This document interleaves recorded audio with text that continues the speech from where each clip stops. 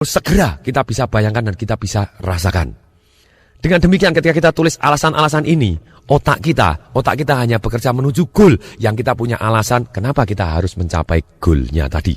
Jadi kalau kita kepingin kaya itu apa? Uangnya berapa? Dan kalau hanya uang, otak kita tidak mengenal karena uang itu hanya ide atau konsep saja, atau istilahnya abstrak. Uang untuk apa? Kalau kita tidak tahu uang untuk apa, kita tidak punya alasan untuk mempunyai uang banyak, kita susah sekali mendapatkan uang yang banyak. Untuk itu, kita harus tulis alasan, kalau uang saya banyak, saya bisa begini, uang saya bisa begini, saya bisa beli ini, saya bisa melakukan ini, saya bisa sosial, saya bisa bangun panti asuhan, saya bisa menyumbang gereja, saya bisa menyumbang masjid, saya bisa menyumbang apapun, panti apa, segala pun, panti jompo, silahkan. Kemudian, langkah ketiga, tindakan kita, yaitu kita harus mencari orang yang sudah berhasil di bidang yang kita inginkan. Jadi sebelum kita mencari orang yang sudah berhasil di bidang yang kita inginkan, kalau Anda mempunyai goal, saya pengen sukses di bidang ini, saya pengen punya uang ini, saya pengen ini, Anda list kira-kira orang yang sudah mempunyai uang segitu siapa saja. Yang sukses di bidang Anda siapa saja. Dan setelah Anda list, dan di bidang apa saja, dan kemudian Anda pilih satu yang benar-benar Anda suka. Bidangnya ini aja, orang-orang ini bisa aja, banyak sekali bisa, bidangnya ternyata macam-macam. Saya pilih satu bidang ini. Setelah Anda pilih bidangnya, cari siapa orang yang bisa Anda hubungin. Dan kemudian setelah Anda cari, langkah berikutnya apa? Masih termasuk yang ketiga ini tadi. Jadi yang ketiga Anda cari orang yang sudah berhasil di bidang yang kita ingin berhasil tadi. Orang yang sudah berhasil tadi adalah cari yang terbaik di dunia, itu akan sangat jauh lebih cepat. Kalau Anda bisa cari yang terbaik di dunia, cari yang terbaik di Asia. Asia Anda bisa cari terbaik di Indonesia. Indonesia Anda bisa cari yang terbaik dimanapun, termasuk di Nganjuk juga boleh.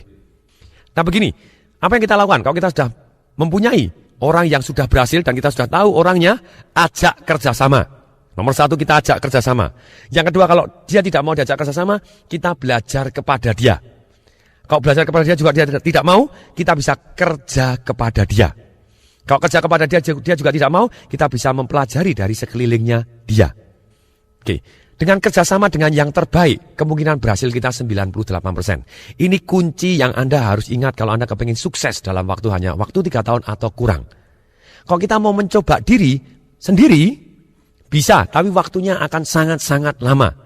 Saya Tung Desemwaringin hari ini jadi karena saya belajar dan kerjasama dari yang terbaik di dunia. Nah, sekarang pertanyaannya begini. Bagaimana caranya seorang bisa kerjasama dengan terbaik di dunia? Jurusnya sederhana. Dengarkan baik-baik, catat baik-baik. Sangat penting, tulis pakai huruf besar. Ditebelin, digaris bawain, kasih tanda seru. Kalau kita kepingin kerjasama dengan yang terbaik, kenapa kok orang-orang yang terbaik di dunia mau kerjasama dengan kita yang mungkin tidak ada orang yang tahu? Bagaimana seorang Anthony Robbins, World Number One Success Coach, bisa mau dimarketingkan oleh Tung Desemwaringin di Indonesia? Karena ini, kuncinya di sini. Yaitu apa? Jual Indonesia. Sekali lagi, saya ulangin. Apa? Jual Indonesia. Maksudnya apa? Kita bisa jual potensi Indonesia. Kita bisa ngomong, pada waktu saya ketemu Anthony Robbins, sebelumnya, this is true story, saya berikan kartu nama saya. Saya berikan kartu nama saya kepada... Waktu mau ketemu Anthony Robbins susah sekali karena bodyguardnya besar-besar. Dan pada waktu saya berikan kepada bodyguardnya, please give to Tony Robbins. Kartu nama saya di belakangnya saya tulisin, Indonesia is 220 million people. If 5% rich, kalau 5% orang kaya, berarti 11 juta kaya semua. Not like Singapore, saya bilang, tidak seperti Singapura. Hanya 3,5 juta dan tidak semua orang kaya.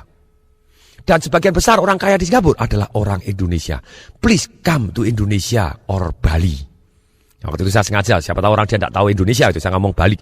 Nah kemudian saya kasih kartu namanya, bodyguardnya, kasih kepada istrinya, kasih kepada penjaga hotelnya, saya tanya, kamarnya Anthony Robbins nomor berapa? Tidak boleh tahu gitu waktu saya di Amerika sana. Ya tolong titip, ini nasibnya 220 juta orang berada di tangan kamu. Nah, kemudian saya titipkan lagi kepada GM-nya, kepada direkturnya, kepada presiden. Siapa yang saya titipin. Sampai satu waktu akhirnya saya bisa ketemu Anthony Robbins. Waktu di hari terakhir seminar, hari ke-9, saya bisa pegang tangannya, bodyguardnya, go away. Saya bilang, give me 30 second. Saya bilang, 30 detik aja. Kemudian Robbins-nya baik, sure, what's up? Dia bilang gitu. Kemudian saya bilang, my name Tung from Indonesia. Yeah, I know you. Ternyata kartu namanya sampai ke dia juga. Langsung dia ngomong, do you the one that have so many cards? Yes, no.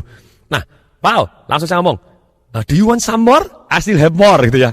Benar dia ketawa gitu ya. Dia tahu bahwa saya betapa persisnya. Saya contek caranya dia pada waktu dia kecil, saya baca bukunya.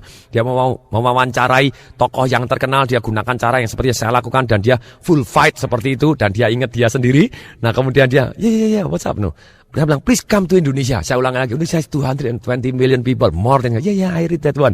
Dan kemudian ketika itu, dia happy gitu ya, mendadak bisa kenal saya dan kemudian oke. Walaupun akhirnya belum ke Indonesia, tapi mendadak dia kenal, ada orang Indonesia yang potensinya dahsyat.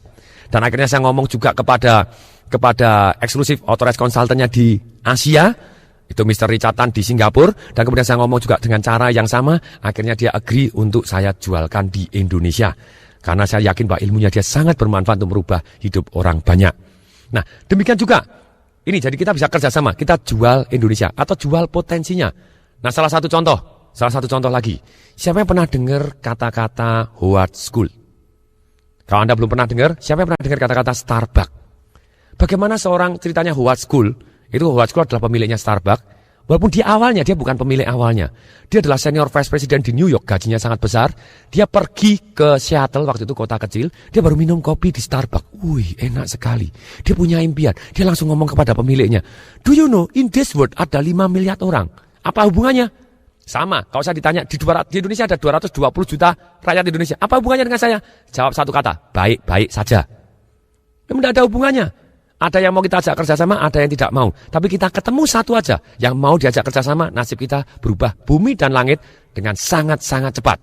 Bisa kurang dalam waktu 3 tahun, bisa lebih cepat lagi kalau Anda bisa pegang. Ada orang tanya lagi, Pak, apa orang mau? Belum tentu, banyak sekali orang mau. Siapa Tung? Buktinya Anto Robin juga mau, Robert Kiyosaki juga mau. Nah, kemudian dalam hal ini ketika kita mengajukan bahwa kita jual Indonesia, kemungkinan berhasil kita juga jauh lebih besar ketika kita kerjasama dengan yang terbaik. Jauh lebih besar, jauh lebih cepat. Kemudian, kalau kita tidak bisa kerjasama, tadi kita belajar kepada, terus belajar, cari yang terbaik, dan Anda belajar terbaik, Anda akan jadi terbaik. Ketika ada majalah memilih saya, Tung Desemaringin, sebagai pelatih sukses nomor 1 di Indonesia, saya tidak heran karena apa? Karena saya sudah belajar nomor 1 terbaik di dunia. Bahkan majalah SWA milih saya sebagai the most powerful people and idea in business 2005. Ya wajar aja karena saya belajar dari guru-guru saya yang terbaik. Sebenarnya saya bisa mendapatkan testimoni yang luar biasa dahsyat. Orang-orang yang saya coach bisnisnya meledak antara 100% sampai 2000%. Itu yang saya bahas di Marketing Revolution saya. Nah sama, kenapa? Karena saya sudah belajar dari yang terbaik. Dalam hidup ini, kita 80% waktu kita harus belajar dari yang terbaik. 20% silakan Anda belajar kepada siapapun. Kemudian kalau kita terpaksa kita bisa kerja kepada orang tersebut. Sekali lagi, jangan kerja cari gaji. Jangan kerja cari uang. Gaji itu nomor 3, uang dan nomor 3. Nomor 1 adalah kita harus belajar cari ilmunya.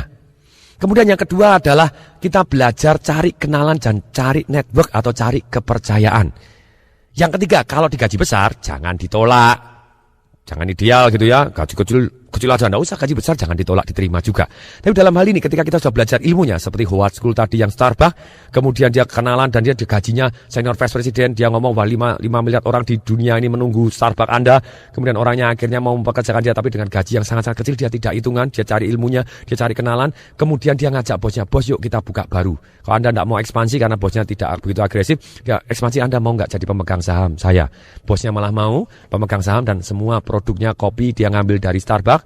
Lalu kemudian ketika bosnya mau pensiun, Starbucks dijual 4 juta US karena dia sudah punya ilmunya, si Howard School, dan punya kenalannya apa yang terjadi. Dia bisa dapatkan sponsor dan akhirnya dia bisa buka dan dia jual cita-citanya go public. Dan hari ini ribuan Starbucks ada di seluruh dunia dan sukses luar biasa. Sangat-sangat cepat.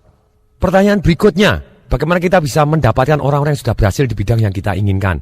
Cari, keluar, ikut seminar, ikut organisasi, ikut yayasan, ikut tour ke luar negeri, ikut apapun. Nah dalam hidup ini ketika kita mau mengharapkan suatu hal yang dahsyat, Anda tidak bisa Anda duduk aja di rumah, kemudian Anda mengharapkan ada konglomerat datang ke tempat tok, mau nggak Anda kerjasama kepada saya?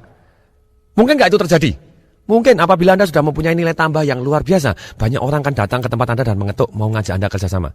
Tapi kalau kita belum mempunyai nilai tambah yang luar biasa, kita harus aktif menjual Indonesia tadi. Sekali lagi, kalau ditanya apa hubungannya 220 juta rakyat Indonesia dengan Anda, jawabannya baik-baik saja. Pasti ada yang mau, ada mau satu aja, Anda sudah nasibnya akan bumi dan langit cepat sekali.